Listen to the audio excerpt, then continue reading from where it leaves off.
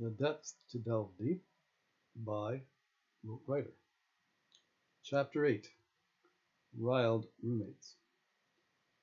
Rote, early on in his stay, rises to a riled roommate who enters the caravan in a state of panic, brought on by the oak tree's decree. All caravans stayed by staff will be inspected this afternoon.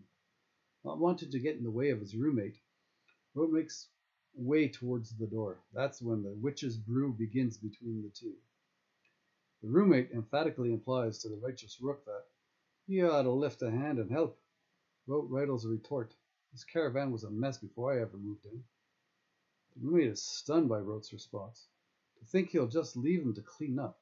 He reacts in a rueful way, rendering their roommate relationship into ruin. Silence ensues with avoidance at every turn, as the two stand sound on the little ground found, and when they bypass each other face to face in the caravan's narrow corridor, they decidedly side and chide any possibility of patching things up. It only gets worse. Rote's fed up. After a week of waking up to the sound of his roommate come in the caravan, drunk as death, night after night, only to turn on the television and proceed to cook up a mess, and then 5 minutes later pass out while the food prepared lies on and off a plate positioned above the round of his portly belly. Well, he's had enough. Unfortunately, his roommate is affectionately known as the inn's best customer, based on the deluge of drinks he downs daily. Anything Rote says will in turn affect his stay.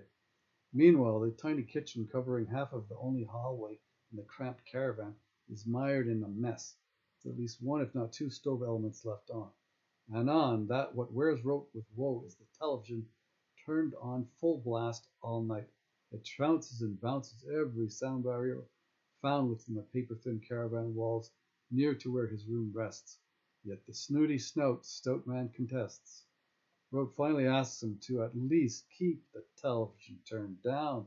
He's going to leave it on all night. I get it, it's your television. But if you're not watching it, why leave it on? It's draining the electricity, especially when the video machine is playing and replaying the same movie all night while you lay there dead to it all. The nerve and the audacity, aye, the ire that British bulldog is on fire.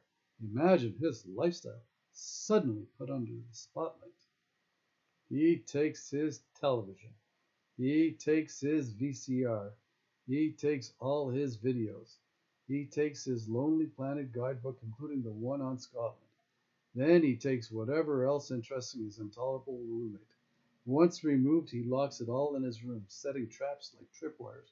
No less should Rote dare enter his domain. Then he empties the cup containing the pound coins. The purpose for the pound coins is to place them in a metered, coin-operated system maintaining the electricity in the caravan. The warm water coming from the shower stall is gauged to go quickly from hot to cold if the meter should run out mid-shower. Rote finds that out one morning after his roommate spends the entire night depleting what's a full meter to an empty one. He's drained the power with the all-night use of his VCR and television. His riled roommate shifts blame. He says Rote is the culprit with his supposed all-night use of an electric heater to heat his tiny room, though that argument is like a double-edged sword. The same make and model of heater is in his roommate's much larger room, and it's surely turned on more often than not. Rote takes into consideration his argument and omits the heaters and the daily showers used supposedly sparingly by both, and mentions it's your television and VCR, not to mention the left-on elements causing the main draw on the electricity. The impasse is palpable as the two seize any reason to get more indignant. In time, Rote realizes the relationship is beyond repair. And rather than making things worse, he veers clear of his caravan companion by staying in the inn after supper. This is the way it remains day after day, night after night. And after every supper, should his roommate head back to the caravan, Rote will stay in the inn, and vice versa if it turns that way. Both seem to follow this format, though never formally. The two in time are beyond even the capacity to make eye contact, and manage only to amuse the others working there with their obstinate behavior towards each other. At the same time, they develop their deference and deterrence tactics as if dueling in a joust. Rote regains his drinking legs.